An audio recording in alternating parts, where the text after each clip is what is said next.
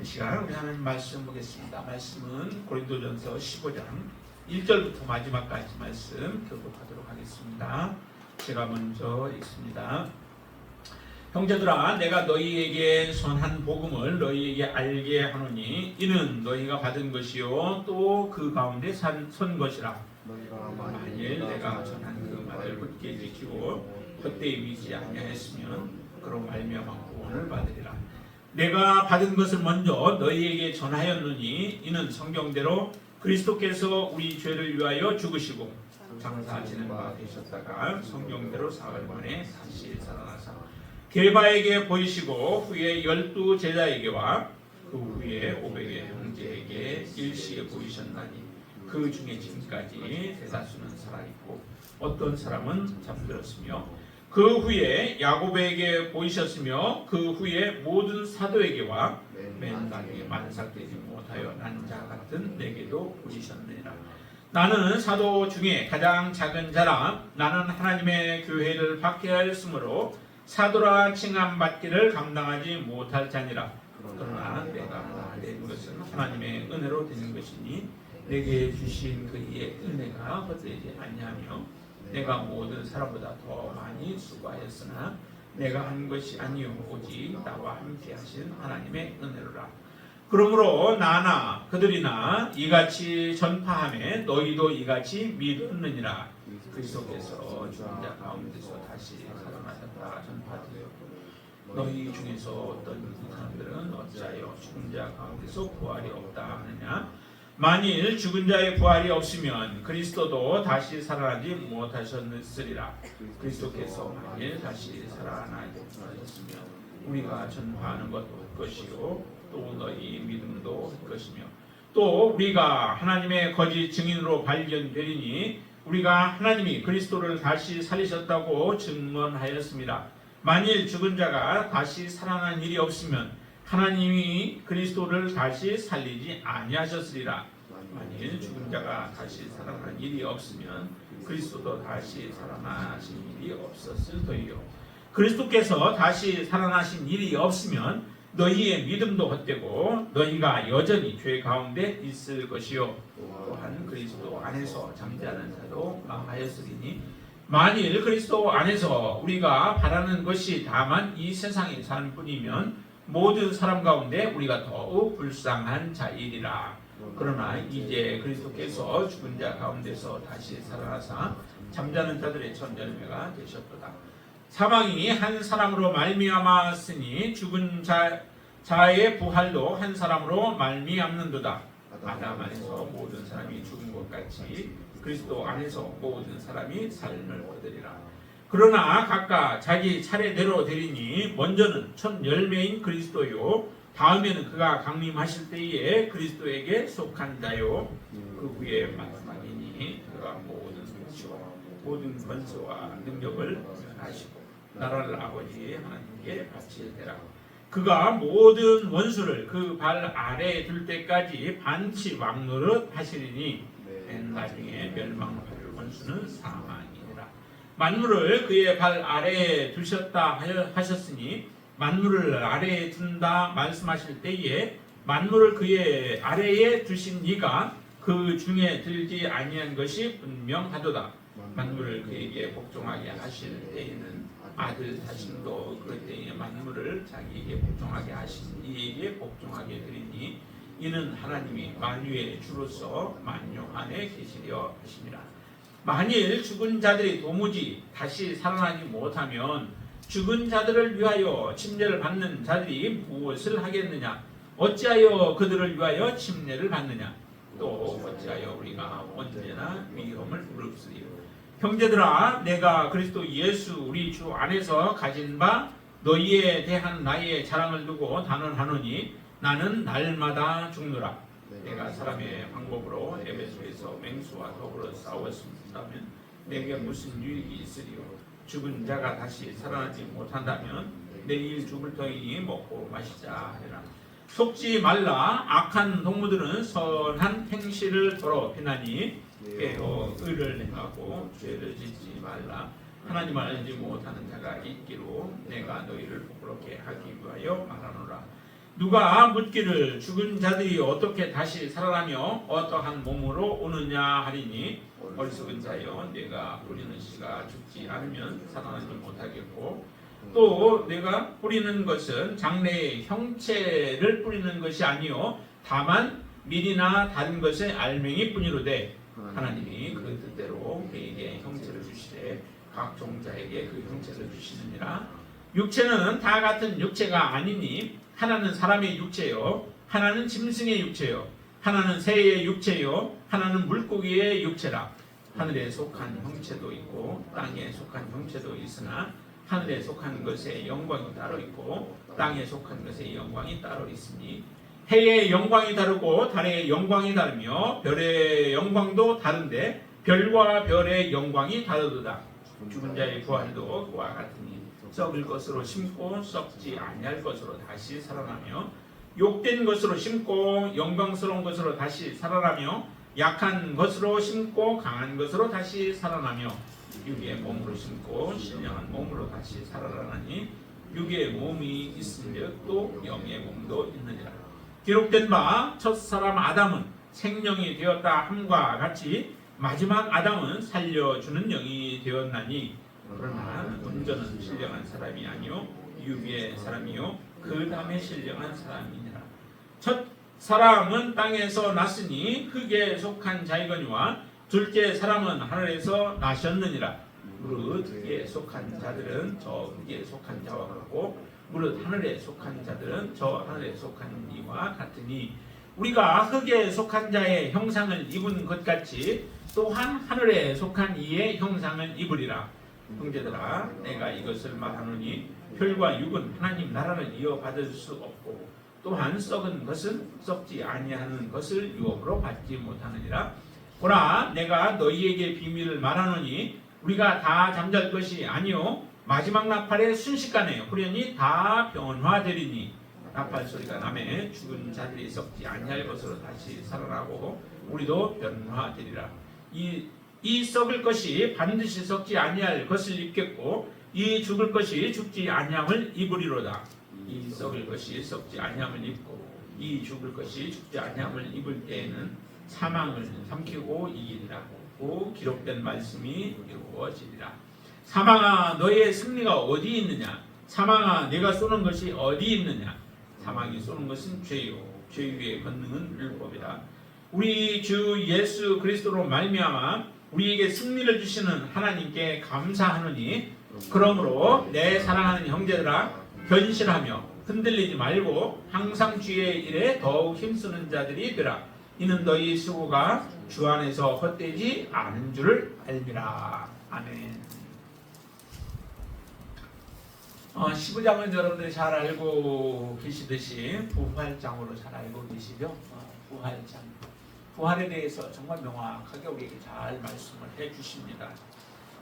부활신앙이 있는 사람과 부활신앙이 없는 사람은 천지간에 차이가 있습니다. 정말 부활신앙이 있는 사람들은 그 부활신앙으로 인하여서 우리 앞에 닥쳐오는 여러 가지 환난이나 또 시험이나 유혹이나 여러 가지 이런 것들을 이길 수 있는 능력이 부활신앙을 통해서 이루어지게 되어지죠.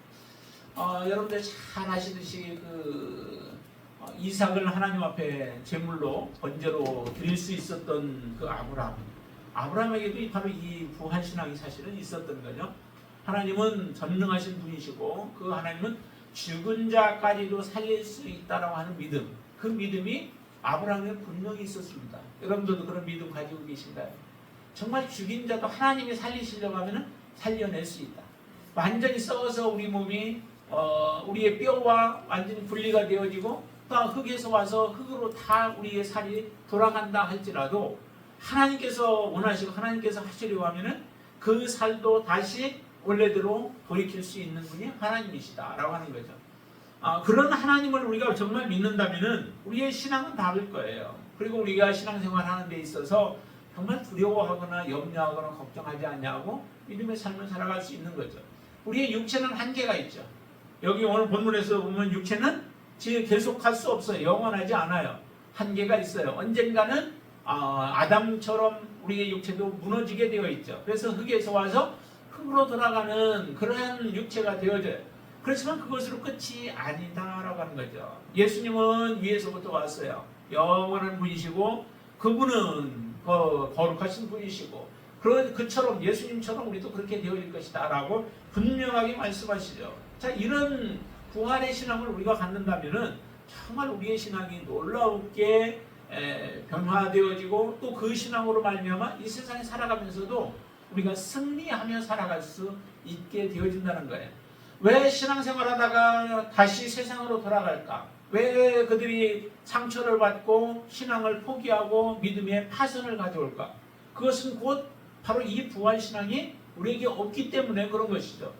내가 예수 그리스도와 끝까지 우리가 함께하면 그 주님을 믿고 의지하며 믿음으로 살아가게 되어진다면 나도 반드시 영적인 존재가 되어져서 하나님 주님과 같이 우리도 그렇게 변화되어질 것이다.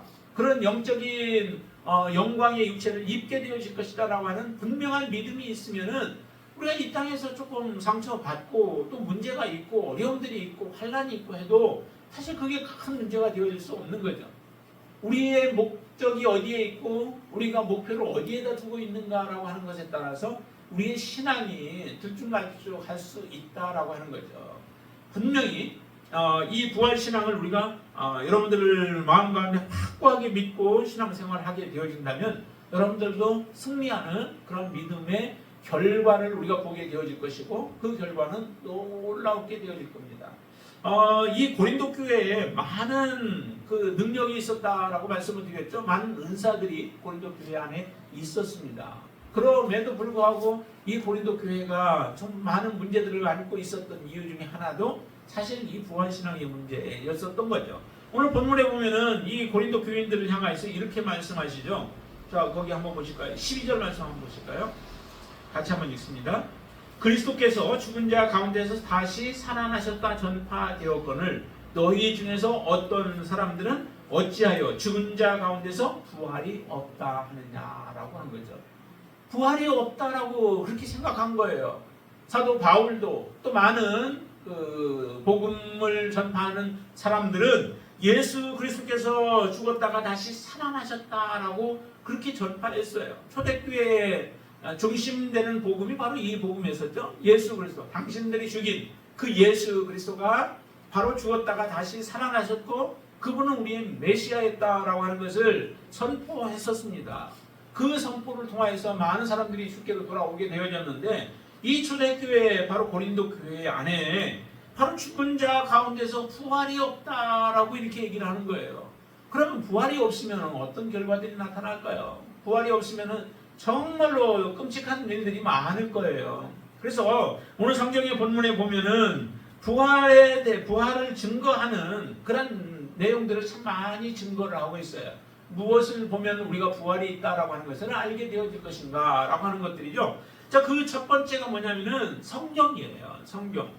예수 그리스도가 이 땅에 오셨다가 가시는 것은 갑작스런 또 돌발적으로 이루어지는 일이 아니었죠. 예수 그리스도가 이 땅에서 오셔서 행하여야 할 일들, 메시아로서 하셔야 할 일들에 대해서는 성경에서 예언을 하시고 그 예언을 따라서 그대로 예수님께서는 그 길을 걸어가셨던 거예요. 그렇기 때문에 예수님이 행하신 모든 일들, 본인이 죽고 다시 살아날 것에 대한 것까지도 성경에서 기록하고 있죠. 그렇기 때문에 성경을 우리가 보면은 예수 그리스도는 분명히 예언되어져 있고 되어진 대로 그분은 이 땅에 오셔서 다시 죽으셨다가 그분은 반드시 살아나셨고 살아나셔서 하나님 우편에 지금도 계시는 분이 바로 예수 그리스도이시다. 그것을 우리가 성경을 통해서 너무도 잘 알게 되어지죠.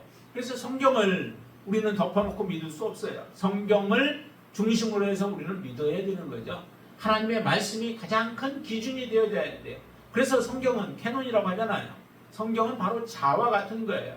우리의 무엇의 자냐면 우리의 신앙에 있어서 그리고 우리가 이 땅에서 살아가는 동안에 이 성경이 우리에게 기준이 되어지는 거죠. 성경 외에 다른 어떤 것들이 아무리 여러분들을 유혹하고 그것이 신기하고 그것이 능력 있어 보여도 성경에서 그것을 말씀하지 않는다면 우리는 그것을 단호하게 배제를 하셔야 돼요. 우리를 구원하는 것이 세상의 어떤 다른 것들이 아니라 하나님의 말씀인 줄로 믿습니다. 하나님의 말씀대로 내가 순종할 때 하나님 앞에서 할 말이 있고, 하나님은 하나님의 말씀대로 순종한 자들에게 하나님은 약속을 이루어 주시는 분이시죠. 그래서 성경을 지금 말씀하시는데 3절에서 이렇게 말씀합니다. 내가 받은 것을 먼저 너희에게 전하였느니 이는 어떻게? 성경대로 그리스도께서 우리 죄를 위하여 죽으시고 장사 지낸 바 되셨다가 성경대로 또한 사흘 만에 살아나셨다는 거죠. 그러니까 예수 그리스도의 부활도 성경에서 그대로 증언하고 있다는 거예요. 예수님이 그냥 행하신 일을 기록한 게 아니라 이미 예언되어졌고 되어졌던 예수 그리스도께서 그대로 행하셨던 것을 우리가 보면은 성경이 바로 예수 그리스도의 부활을 증거한다라고 하는 겁니다. 또 하나 증거하는 게 뭘까요? 당시에 보면은 여기에 보면은 누구에게 보이고 보이셨고 하면서 쭉 나오는 이유가 있죠. 그게 뭐예요? 그 증인들이 있다라고 하는 거예요. 예수 그리스도가 다시 살아나신 것을 본 증인들이 있다는 거예요. 우리는 보지 못했죠. 우리는 눈으로 보지 못했지만은 당시에는 본 사람들이 있음으로 인하여 이 사람들이 강력한 예수 그리스도를 증거하는 사람들이 되어졌던 거죠. 예수님이 다시 살아나셨어. 그리고 나에게 보여주셨어. 또 다른 사람에게 보여주셨어. 우리가 함께 500명이 같이 있을 때 우리에게 보여주셨다라고 하는 분명한 증거를 그 당시에 했던 거죠. 근데 만약에 이런 일들이 일어나지 않았었더라면 다른 사람들에게 그렇게 말할 수 있겠어요? 저희 그렇게 말할 수 없죠. 그렇기 때문에 이 많은 사람들을 이야기를 하는데 이 사람들이 바로 예수 그리스도의 부활을 증언하고 있다라고 하는 거예요. 그러니 우리가 믿을 수밖에 없는 것이죠. 그리고 또한 실제적으로 예수 그리스도는 부활하신 것이죠. 예수 그리스도는 부활하셨습니다. 그렇죠? 예수님이 친히 부활하셨고 그리고 이 땅에 계시면서도 부활하신 그 몸으로 다른 사람들에게 보이시는 그리고 하나님의 나라를 증거하는 그런 일들을 계속적으로 하셨어요. 그러니까 예수님은 반드시 살아나셨습니다. 그리고 그의 무덤은 빈 무덤이 되어져 있죠. 그렇기 때문에 바로 예수 그리스도는 부활하셨고 그 부활은 예수님에게만 이루어지는 게 아니라 우리에게도 동일하게 이루어진다라고 하는 거예요. 그래서 그리스도인들의 믿음의 삶의 모습을 보면은 우리가 더욱더 예수 그리스도가 부활하실 뿐만 아니라 그 부활이라고 하는 것은 반드시 있다라고 하는 거죠.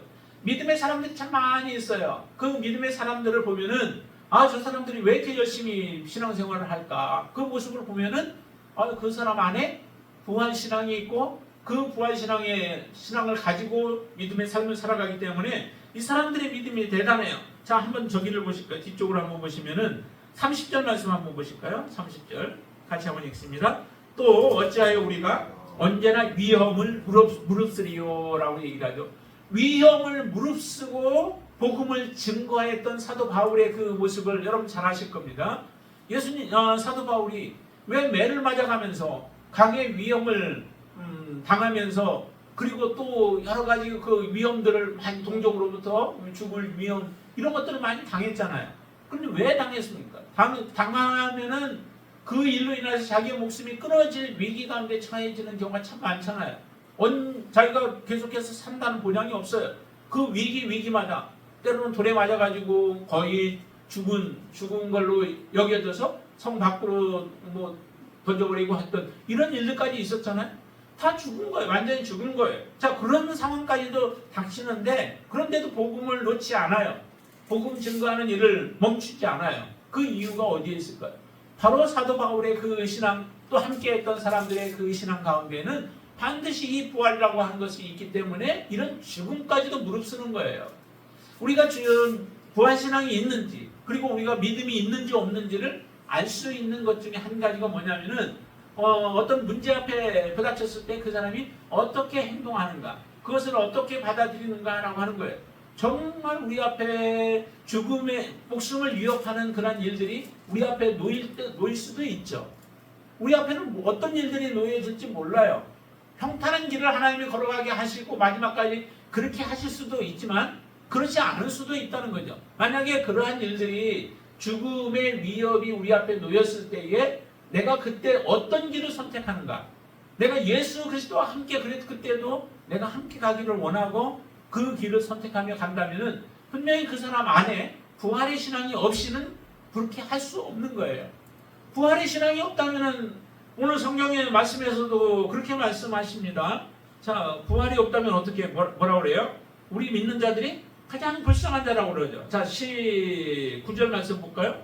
만일 그리스도 안에서 우리가 바라는 것이 다만 이 세상의 삶뿐이면 모든 사람 가운데 우리가 더욱 불쌍한 자다. 왜 더욱 불쌍한 자일까요?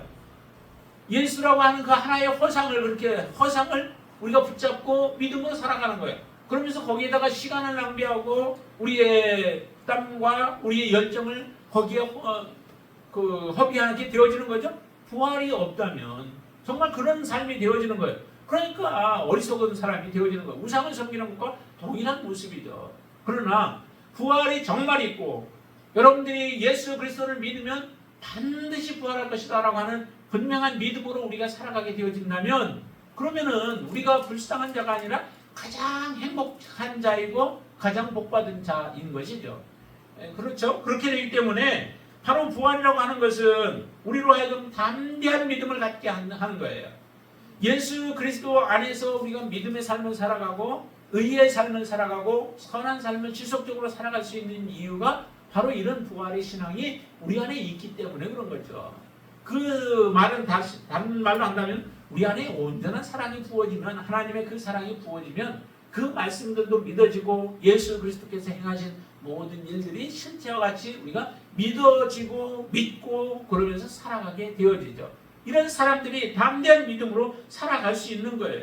이런 그리스도인들의 믿음의 삶의 모습을 보면 정말 부활이라고 하는 것은 분명히 있구나라고 하는 것을 우리가 알게 되어지죠. 그리고 우리가 정말 부활이 없다면 우리의 죄는 어떻게 되어질까요? 여러분들이 죄사함을 받았다고 고백하지만은 예수 그리스도의 부활이 없고 그리고 예수 그리스도처럼 우리도 마지막에 부활할 것에 대한 확신이 없이 우리가 살아간다면은 우리의 죄는 그냥 그대로 있는 거죠. 예수님이 죽지 않았으면 사실 살아난 것이 없다면은 사실은 우리 죄가 용서받을 수 없죠. 예수님이 살아난 이유 중에 하나도 뭐라고 그래요? 우리를 의롭다 하기 위하여 살아나셨다라고 말씀하시죠. 예수 그리스도가 우리의 죄를 다 용서해 주셨고 또 예수 그리스도를 믿는 자들은 예수 그리스도로 다시 부활할 것이고 부활한 그 사람들은 예수 그리스도가 의로운 자인 것처럼 우리도 의로운 자라고 하나님이 그렇게 우리를 인정해 주시는 거죠. 그것을 우리는 믿고 지금 살아가는 거예요. 그렇기 때문에 예수 그리스도의 부활은 곧 우리의 부활이요. 그 부활이 여러분들 안에 있을 때 여러분들은 죄 사함의 은혜를 입고 우리가 살아가는 자들인 거죠. 그래서 죄 사함을 받는 것, 우리가 의인이 되는 것, 이것은 동일한 모습으로 하나님이 우리에게 부활을 허락해 주신다라고 하는 것에 대한 확신을 갖는 것입니다. 또 하나는 뭐냐면 사망이라고 하는 거예요. 사망. 죄의 권능이 뭐예요? 자, 54절 말씀 한번 볼까요? 54절부터 55절, 6절까지 한번 같이 읽습니다. 이 썩을 것이 썩지 아니함을 입고 이 죽을 것이 죽지 아니함을 입을 때에는 사망을 삼키고 이기리라. 고 기록된 말씀이 이루어지리라. 사망아 너의 승리가 어디 있느냐? 사망아 내가 쏘는 것이 어디 있느냐? 사망이 쏘는 것은 죄요. 죄의 권능은 율법이라 라고 말씀하시죠. 율법이 정말 우리에게 필요한 것은 어떤 사람들은 율법은 필요 없다. 은혜 가운데 살아가기 때문에 필요 없다라고 말할지 모르지만 율법은 필요한 거죠. 율법을 통하여서 우리가 철저하게 우리는 죄인인 것을 알게 하시는 거죠. 그렇기 때문에 내가 죄인이다라고 하는 것을 아는 사람이 예수님께 나아갈 수 있는 거예요. 내가 죄인인 것을 인정하지 못하는 사람이 예수님의 필요성을 느낄 수 있을까요? 못 느낍니다. 정말 우리 모든 사람들은 다 주님 앞에 나온 사람들은 내가 죄인입니다. 이 죄를 어떻게 해결할 수 없다라고 하는 것에 대해서 다 동의하고 그것에 대해서 괴로워하고 그것에 대해서 고통스러워하다가 예수 그리스도 복음을 들을 때에 주님께 나와서 우리가 은혜를 받고 살아가는 것이죠. 그런데 정말 죄를 율법을 통해서 우리로 하여금 깨닫게 하신다는 거죠. 그렇기 때문에 이 죄라고 하는 것은 바로 죄로 말미암아 사망이 이 땅에 들어오게 되어졌고 우리가 죽게 되어진다는 것은 흙에서 왔기 때문에 흙으로 돌아간다는 부분도 있지만은 그러나 우리는 죽게 되어 있다는 거예요. 이 육체는 죽게 되어 있다는 거죠. 그런데 그 육체가 죽는다라고 하는 것은 무엇을 전제하냐면 영원히 사는 것에 대한 그런 반증이기도 하다라고 하는 거예요. 그래서 사망이 있으면 곧 죽는다라고 하는 것은 다시 부활을 우리에게 하나님은 허락해 주신다라고 하는 것, 그것을 우리에게 말씀하신다는 겁니다. 또 봄, 여름, 가을, 겨울 되어서 다시 봄이 왔고 그 다음에 여름이 되고 그러다가 다시 겨울이 되어서 죽은 것처럼 되었다가 다시 돌아오는 것도 동일한 이런 모습들이에요. 우리 오늘 성경의 본문에 보면은 그런 동자에 대한 부분을 얘기하죠. 자, 37절 보시면 이렇게 말씀해요. 36절부터 어리석은 자여, 네가 뿌리는 씨가 죽지 않으면 살아나지 못하겠고 또 네가 뿌리는 것은 장래의 형체를 뿌리는 것이 아니요 다만 밀이나 다른 것을 알갱이 뿌리로되, 그런 밀 자체를 뿌리는 거죠. 근데 그것이 죽음으로 인하여서 어떻게 해요? 다시 많은 열매를 맺게 되어지는 이런 것들도 하나의 무엇을 얘기하면 부활을 지금 말씀하고 있는 부분들이라는 거죠. 그래서 38절 말씀을 같이 읽죠. 하나님이 그 뜻대로 그에게 형체를 주시되 각 종자에게 그 형체를 주시느니라. 그래서 각 종자에게 형체를 주시듯이 예수 그리스도를 믿는 하나님의 자녀들에게 하나님께서는 부활이라고 하는 놀라운 축복, 그 영광의 몸을 입게 하신다라고 하는 겁니다. 누구에게? 예수 그리스도를 믿는 자들, 예수 그리스도를 의지하며 믿음으로 살아가는 자들에게 그런 놀라운 축복을 주신다라고 하는 거예요. 그렇기 때문에 여러분들이 믿고 지금 믿음으로 살아가는 그 부활이라고 하는 것, 그것은 허상이 아니에요. 지나간 것이 아니에요. 그거는 반드시 이루어질 것입니다. 반드시 이루어질 것이기 때문에 여러분들 실망하지 말고 그 부활을 바라보면서 믿음으로 살아가실 수 있게 되길 바랍니다. 이 부활을 믿음으로 우리가 의지하면서 살아가는 사람들의 삶은 정말 우리가 쾌락주의적인 삶을 살아가지 않아요. 부활신앙이 없는 사람들은 쾌락주의로 사람들은 치우쳐 살아가게 되어지죠. 믿음 없는 사람들 보세요. 돈이 있을 때 돈을 가지고서 즐기려고 하죠. 건강이 있고 젊음이 있을 때에 우리는 즐기려고 해요. 왜냐하면 그렇지 못하면 후회되는 인생이라고 생각을 하잖아요. 근데 우리 믿는 자들은 꼭 그런 것은 아니죠. 그런 기회가 있어서 또 우리가 누릴 수 있으면 누리면 되지만은, 그러나 가장 중심인 것은 우리는 믿음이죠. 하나님 앞에 우리가 어떤 모습으로 섰느냐라고 하는 것이 중요하지, 이 땅에서 모든 것을 우리가 누리며 살아가고 하는 것, 이것 자체가 우리의 목적이 되어질 수 없는 거예요. 우리는 이 땅은 거쳐가는 거죠. 하나님이 우리에게 사명을 주셔서 그 사명을 이루기까지 이 땅에서 우리는 최선을 다하며 살아가는 것이지만은, 이 땅에다 우리의 목적을 두고 이 땅이 우리의 본향과 같은 모습으로 살아가는 삶이 아니다라고 하는 거예요. 우리는 반드시 하나님의 나라, 그 나라를 우리가 소유할 것을 믿기 때문에 이 땅에서 누리지 못해도 그거 가지고 아쉬워하지 않습니다.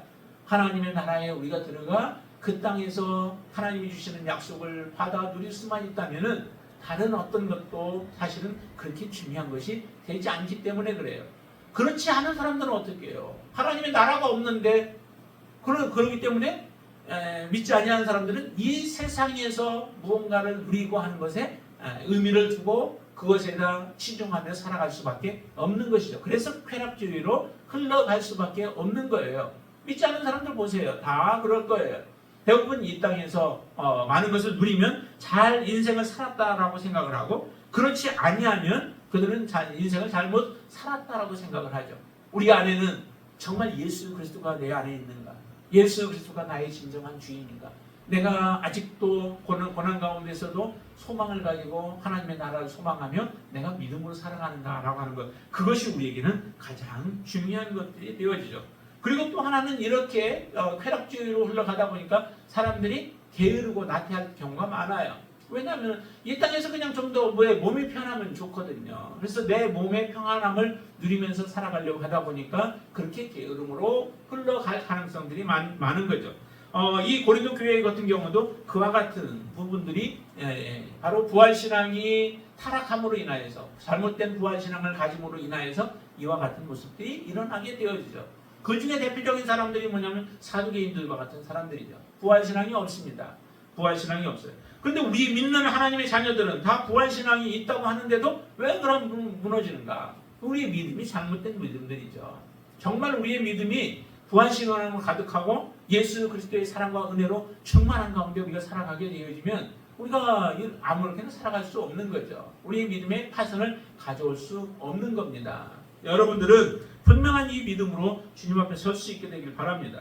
자, 그리고 또 이 부활이라고 하는 것을 통해서 무엇을 얘기하냐면 오늘 본문에 보면 14절에 이런 말씀을 하시죠. 14절 그리스도께서 만일 다시 살아나지 못하셨으면 우리가 전파하는 것도 헛것이요 또 너희의 믿음도 헛것이다. 전파하는 것도 헛것이다. 무엇을 전파해요? 전파의 주 목적이 뭐예요? 예수 그리스도의 부활에 대한 부분들 아니겠어요? 예수님이 십자가에 죽으셨다라고 하는 것도 중요해요. 예수님이 십자가에 죽으심이 없이는 사실은 우리의 죄를 짊어질 자가 없기 때문에 그런 거죠. 그러나 그 죽음으로 만약에 마침표를 찍으셨다면 어떻게 돼요? 우리는 또한 의롭게 되어지지 못하기 때문에 복음에 중심되어지는 그 핵심 내용들은 예수 그리스도의 죽으심과 부활인 거예요. 이것을 증거하는 전파하는데 그 전파도 사실은 그러면 의미가 없어지죠. 부활을 믿지 않고 부활을 받아들이지 않는 사람에게 예수 그리스도라고 하는 그 메시아는 의미가 없어집니다.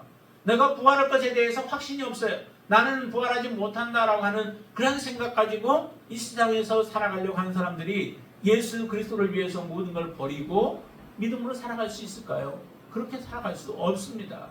예수 그리스도를 정말 온전하게 모든 것 다 버리고 쫓아가려면은 예수 그리스도께 우리의 모든 것을 맡겨야 되는데 그런 맡길 수 있는 믿음은 바로 이 부활신앙과 또 예수께서 정말 우리를 얼마나 사랑하시는지를 우리가 알게 되어질 때에 주님께 모든 걸 맡기고 제자로서의 삶을 살아가고 또 하나님 앞에 승리의 삶을 살아갈 수 있게 되어지죠. 그래서 복음의 기초가 되어지는 것도 사실 이 부활이라고 하는 것이라고 하는 거죠.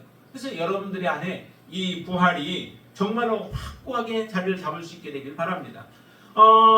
오늘 본문 말씀 보면은 이런 말씀도 있어요. 29절 말씀 보시면은 29절 말씀 보시면 이렇게 하죠. 같이 한번 읽어볼까요? 만일 죽은 자들이 도무지 다시 살아나지 못하면 죽은 자들을 위하여 침례를 받는 자들이 무엇을 하겠느냐? 어찌하여 그들을 위하여 침례를 받느냐? 죽은 자들을 위한 침례가 있었다라고 하는 거죠. 당시에 죽은 자들을 위해서 죽은 자 침례 받지 못한 그 사람 믿지 못하고 이제 돌아간 사람 이런 사람들을 위해서 침례를 베푸는 그런 형식이 있었던 거예요. 그러니까 침례에 대해서 굉장히 중요하게 사실은 사람들이 여겼던 거예요. 침례의 의미가 사실은 어떤 의미가 있어요? 예수 그리스도와 함께 내가 죽고 예수 그리스도와 함께 살아난다라고 하는 것. 세례라고 하는 것은 뭐 이제 신승으로 보통 얘기를 하지만은 침례가 이제 그런 의미, 세례 안에도 그런 의미들은 좀 많이 포함하고 있습니다. 자, 그렇기 때문에 이 세례라고 하는 것에 대해서 굉장히 중요하게 얘기해요. 그래서 세례를 베풀고 침례를 이제 베풀게 되어지는데 그럼 너희들 왜 죽은 자들의 부활에 대한 것도 믿지 아니하면서 믿지 못한다면은 왜 죽은 자들에 대해서 침례를 베푸느냐? 침례를 베푼다고 그게 그럼 무슨 의미가 있겠느냐? 그들이 부활하지 못한다면 잘못된 신앙이긴 해요. 그렇죠? 잘못된 동기와 목적을 가지고 세례를 베풀고 침례를 베푸는데 그것을 너희들이 베푼다라고 하는 것은 다시 말하면 너희들 안에 부활이라고 하는 것이 전제가 되어진 가운데에서 있기 때문에 바로 이 세례를 베풀고 또 침례를 베푸는 것이지 않느냐라고 하는 그러한 변론을 지금 사도 바울이 행하고 있는 것이죠. 정말 우리 안에 여러분들이 세례를 받고 또 침례를 받는 것 그거는 어떤 의미를 가지고 있냐면은 내가 예수 그리스도와 함께 십자가에 죽었고 다시 예수 그리스도로 나를 살아난다. 그래서 이 땅에 사는 동안에는 뭐예요? 이 땅에 사는 동안에는 내가 예수 그리스도로 힘입어서 선한 삶을 살아가는 거예요. 또 의를 행하면서 살아가는 거예요. 그리고 그것으로 다 끝난 게 아니라 이 땅에 살아갈 동안에 내가 믿음으로 살아가는 동안에 그와 같은 삶을 살면서 마지막에 죽게 되어지면 죽음으로 모든 게 끝나지 않고 언젠가는 다시 내가 주님처럼 되어질 그날을 소망하면서 우리는 믿음의 삶을 마치게 되어지는 거죠. 이런 그 분명한 그런 확고한 믿음을 우리는 가지고 있게 되어지는 거예요. 그것 때문에 침례를 베푼다라고 하는데 그 침례도 바로 이 부활이라고 하는 것을 증거하는 것이다라고 말씀하죠. 여러분들이 그 믿음으로 받는 침례도 동일한 모습이에요. 이것을 변증하는 부분에서도 우리가 침례, 그 부활이라고 하는 것을 중요하게 여기지만은 실제적으로 세례를 받고 침례를 받는 것도 굉장히 중요한 부활의 의미를 우리가 가지고 있지 않냐면은 굳이 그것을 받을 이유가 없는 거죠. 침례를 받는다고 그거 자체로 그냥 영생인가요? 아니죠. 예. 그렇기 때문에 그렇습니다. 그래서 목숨을 삶을 살아가는 것도 이 부활신앙이 있기 때문에. 그래서 히브리서 11장에서는 그런 부분들을 말씀하잖아요. 정말 초대교회 교인들 가운데서 고난 가운데서도 신앙을 버리지 않냐고 마지막 죽음의 자리에 나가면서도 예수 그리스도를 인정하며 믿음으로 살았던 믿음의 증인들, 그 증인들에 대해서 말씀하고 있잖아요. 어떻게 그런 믿음에서 살 수 있겠어요? 우리의 목숨은 하나밖에 없는데, 하나밖에 없는 목숨을 단호하게 내놓을 수 있는 것은 바로 이 정확하게 부활의 신앙이 그들 안에 있었기 때문에 그렇게 살아갈 수 있었던 것이죠. 그리고 선한 행실을 살아가는 삶, 이 삶도 마찬가지예요. 여러분들이 부활이 여러분들 죽음 이후에 우리 앞에 기다리고 있다라고 하는 것에 대한 믿음이 없으면 굳이 선한 삶을 살면서 우리가 이 땅에서 살아가야 할 이유가 있을까요? 조금 이유는 찾을 수 있겠죠. 선한 삶을 살면서 살아가면은 그래도 조금 다른 사람들이 더 악한 삶을 사는 사람보다는 존경하는 삶을 살기 때문에. 그러나 그것으로 죽음으로 모든 게 끝나버린다면은 굳이 그 선한 삶만을 추구하면서 살 필요가 무엇이 있어요? 세상과 잘 타협하면서 잘 융통성 있게 살면서 잘 살아가면 되지. 그러나 그게 아니죠. 우리는 반드시 누구 앞에 서야 돼요? 하나님 앞에 서야 되죠. 하나님 앞에 서야 될 사람들이기 때문에 이 땅에서 하나하나 우리가 살아가는 삶도 하나님 앞에 의로운 삶으로 쌓이기 위해서는 선한 삶을 살아가야 되는 거예요. 악한 삶을 하나님이 살기를 원치 아니하시고 또 악한 삶을 살아가도록 우리에게 허락하지 않으신 거죠. 선한 삶을 살도록 하나님은 우리에게 그런 능력을 주셨어요. 그래서 선한 삶을 살아가는 거죠. 그래서 악을 우리가 선택하기보다 선을 선택하면서 선한 삶을 살아가는 것. 이게 바로 우리에게 부활의 하나의 증거가 되어지는 거죠. 그러면서 만물의 여러 가지 만물을 보면은 다 이게 부활을 의미한다. 부활을 우리 증거하고 있다라고 말씀해요. 그 만물 중에는 종자를 뿌리는 것뿐만 아니라 육체도 다르다는 거죠. 육체도 다 똑같은 육체가 아니라는 거예요. 어떤 육체는 이제 영원토록 하나님 고통당하는 자들이 있는가 하면은 영원토록 하나님과 함께 부활하여서 영광을 누리는 그러한 육체가 있고 새들도 동물들도 다 다르다는 거죠. 영광이 다 다르대요. 별의 영광이 다르고 또 해의 영광이 다르고 달의 영광이 다르고 별 중에서도 별과 별의 영광이 다 다르다라고 하는 이런 부분들을 말씀하는데 그 영광이 다르다면은 그 다른 영광을 위하여서 우리가 나름대로 일을 하게 되어지는 거죠. 이것들이 다 무엇을 이야기하면 부활을 의미한다라고 하는 거예요. 그럼 부활의 몸이 어떤 몸이 되어질까? 이제 그 부분들에 대해서 몇 가지를 쭉 얘기하죠. 그것이 보면은 이렇게 얘기합니다. 42절부터 보시면은 썩을 것이 있다는 거죠. 부활도 죽은 자의 부활도 그와 같으니 썩을 것으로 심고 썩지 아니할 것으로 다시 살아나는 것. 그러니까 부활은 썩지 아니할 육체가 되어지는 거죠. 썩지 아니할 육체가 되어졌는데 그 썩지 아니하는데 쇠하지 아니하는데 이제 어떻게 될 것이냐? 하나는 영원한 고통 가운데 들어가고 하나는 영원한 영광 가운데 들어가는다면은 우리는 영원한 영광 가운데 들어가기 위하여 살아가는 자가 되어야 돼요. 또 43절에 보면은 욕된 것으로 심고 영광스러운 것으로 한다는 거죠. 욕된 것, 썩어질 것, 그 몸이 아니라 영광스러운 몸으로 다시 살게 될 것이고 약한 것이 아니라 강한 것이 바로 부활 때에 일어날 몸이죠. 그리고 44절 육의 몸으로 심고 그 다음에 신령한 몸이 있다는 거죠. 예수 그리스도와 같이 변화되어지는 것은 신령한 몸으로 살아나는 것을 얘기하죠. 영의 몸도 있다는 거죠. 육의 몸이 있는가 하면은 그럼 영의 몸도 있게 되어진다. 이처럼 그 부활의 모습은 이와 같이 놀랍게 변화될 텐데 그러면 우리는 어느 길을 선택할 것인가? 어느 길을 우리는 선택해야 하는가라고 하는 거죠. 그런데 이 부활이라고 하는 이처럼 중요한 부활인데 이 부활도 사실은 순서가 있다는 거예요. 어떤 순서가 있을까요? 거기에 보면 세 가지를 얘기를 해요. 자, 첫 번째 23절 보세요. 23절. 22절부터 한번 보겠습니다. 22절. 아담 안에서 모든 사람이 죽은 것 같이 그리스도 안에서 모든 사람이 삶을 얻으리라. 그래서 살게 되어질 것이라는 거죠. 자, 그런데 23절. 그러나 각각 자기 차례대로 되리니 먼저는 첫 열매인 그리스도요. 예수 그리스도께서 제일 먼저 부활하신 거죠.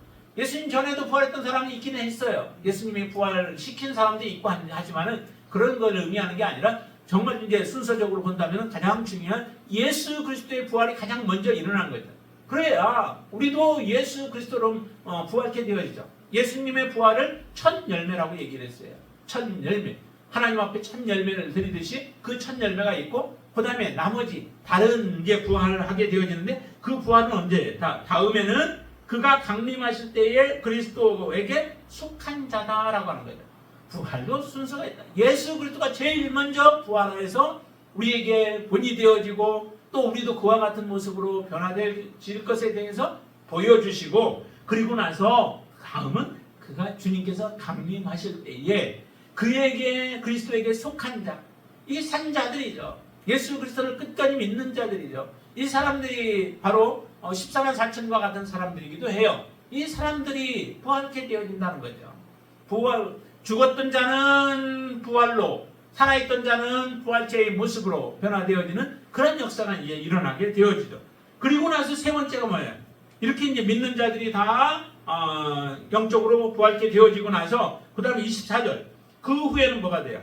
마지막이니 그가 모든 통치와 모든 권세와 능력을 멸하시고 나라를 아버지 하나님께 바칠 때라. 모든 것이 다 완성되어질 그때죠. 근데 그때에 어떤 일이 일어나요? 25절 그가 모든 원수를 그 발 아래에 둘 때까지 반드시 왕노를 하시리니 맨 나중에 멸망받을 원수는 사망이니라 라고 얘기해요. 사망과 함께 그때 이제 그 심판받기 위하여서 하나님의 심판받기 위하여서 주 예수 그리스도를 믿지 아니하는 자들이 있죠. 사망과 함께 그들도 다 부활하게 되어져요. 부활해서 하나님의 심판 가운데 들어가게 되어지는 거죠. 이 세 가지로 크게 나누어서 부활을 지금 사도 바울은 말하고 있는 거예요. 정말 우리도 그렇게 되어질 줄은 믿습니다. 여러분들은 어디에 들어가시나요? 정말 예수 그리스도와 함께 영원한 하나님에 들어갈 자로 또 그리스도께 속한 자로서 여러분들이 부활케 되어지는 하나님의 진정한 자녀들이 되어질 줄로 믿습니다. 그런 믿음으로 여러분들이 이 땅에 사시고 또 하나님이 주시는 그 약속을 함께 우리가 받아 누리는 그런 복된 자들이 되어지게 되길 바랍니다. 이 고린도 교회와 같이 어리석은 자가 되어져서 부활이 지나갔다라고 어리석은 생각 속에 살면서 하나님의 말씀에서 떠나버리는 그런 우매한 자들이 되어지지 않고 하나님의 영광을 드러내는 자들이 되어지기를 주님의 이름으로 축원을 드립니다. 기도하겠습니다.